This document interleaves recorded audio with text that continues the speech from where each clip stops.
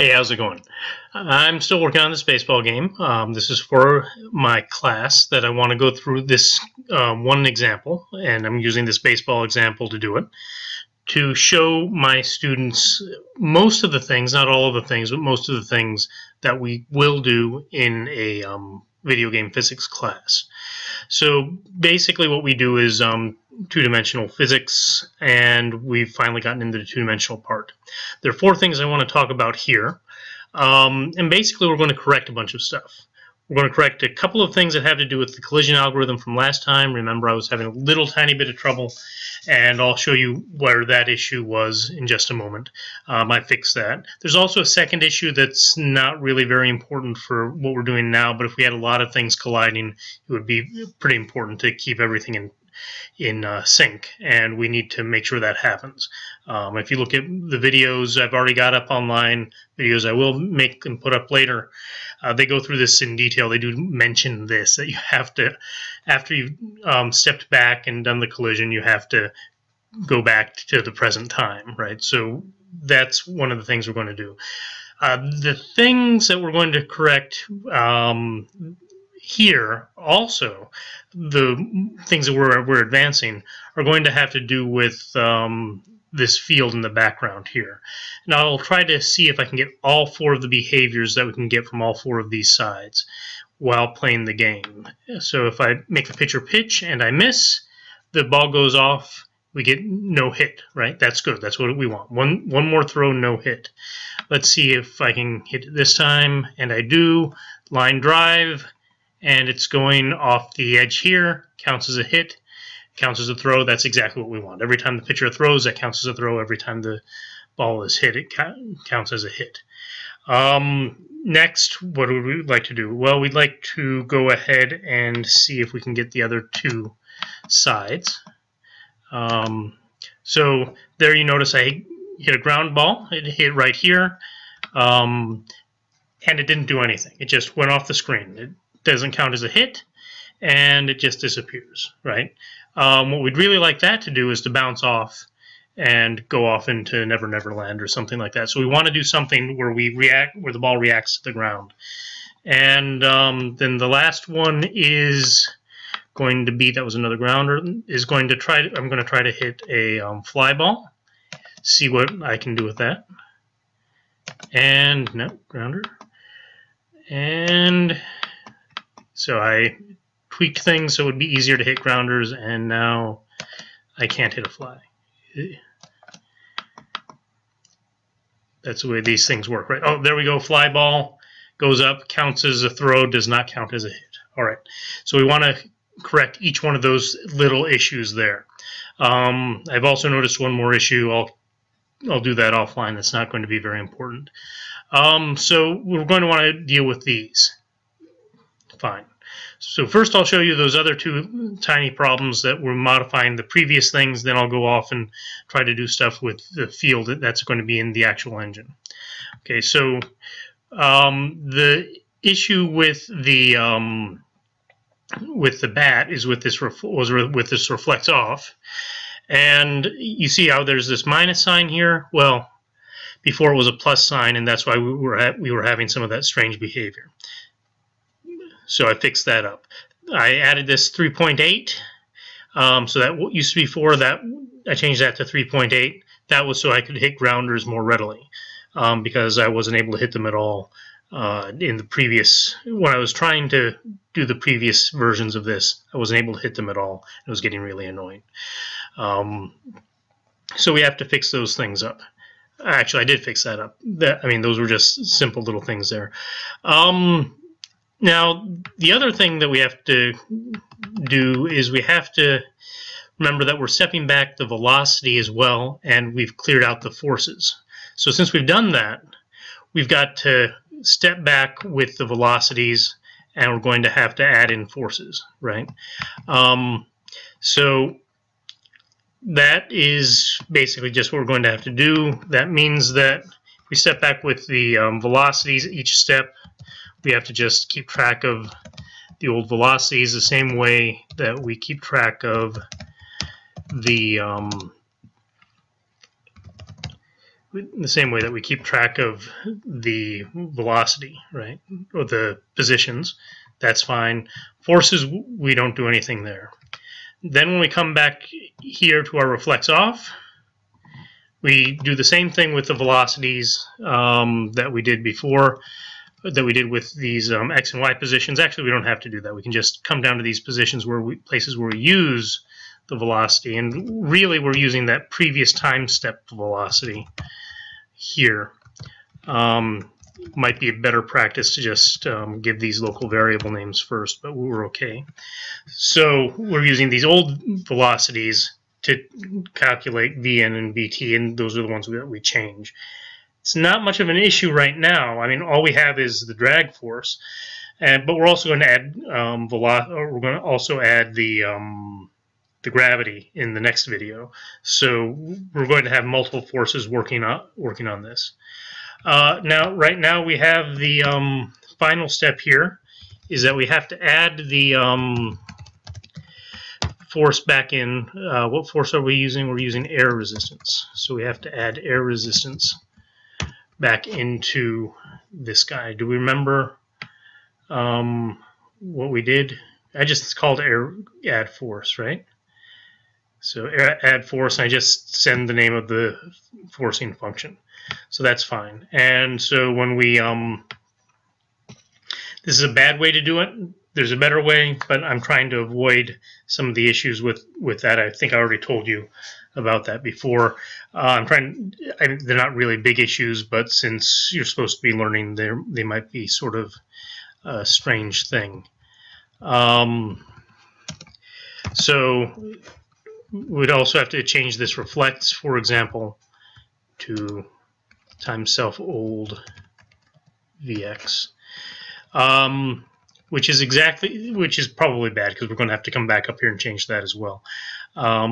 Also, we have to do the self add force air resistance because we've taken that out. Remember, when we step back with the old Vx, we've taken that out.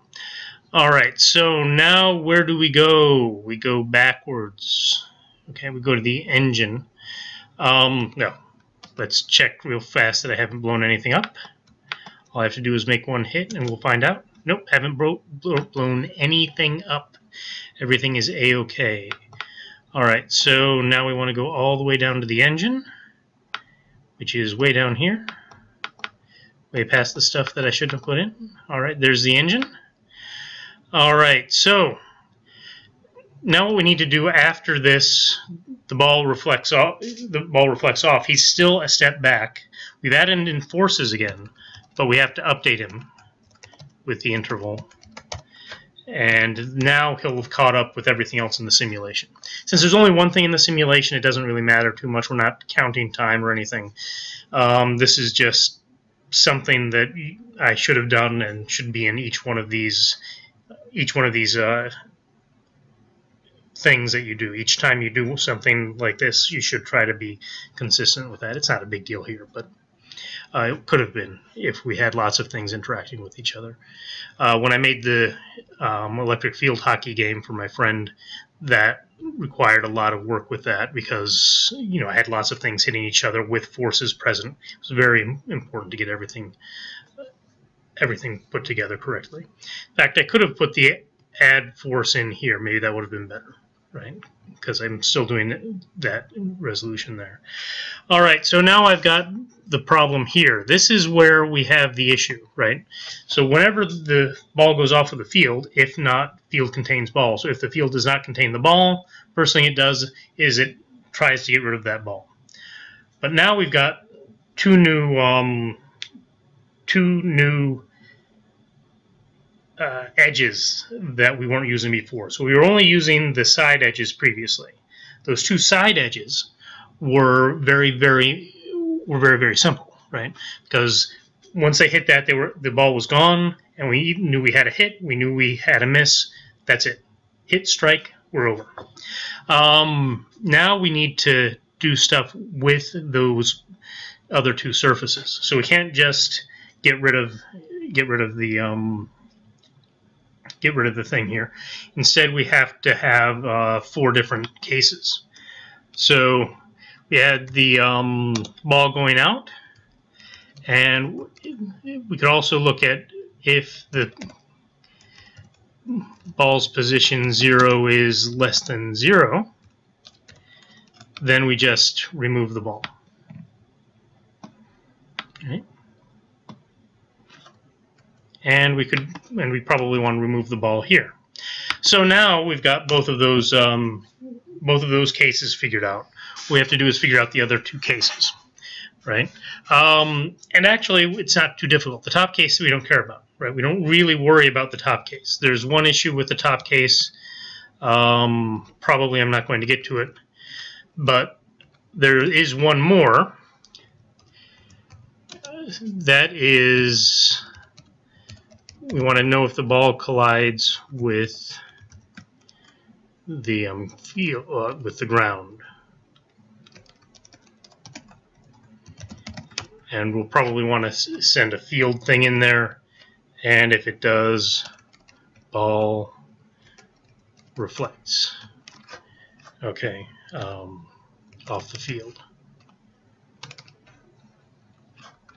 Okay, so now what do we do? Well, I'm not going to put the I'm not going to put this function here, this method, into the field, because the field is a game class.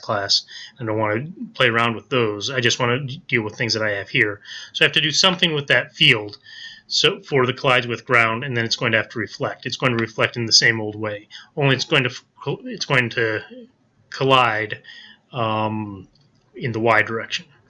So it would be possible to do that with some other things, but I don't feel like doing that either. So reflects, it's going to be this self in the field, right? And y is going to be field get size 1, the y size. So we're going to reflect off that bottom bit there. Actually, I guess I don't need that, do I? I just reflect off the... as long as I've done that previous stuff, I can just do this. So I don't even need the field. I'll fix that up later on. I was thinking I was going to have to do something complicated, but because I've stored the old y position, I don't have to do the complicated thing. So I'm okay with the reflects. I just had to change it from x to y. So I have, that's the whole reason why I saved that, by the way, it was to do that. So I don't have a place here for any collides yet, so because I've been taking care of that with the batter.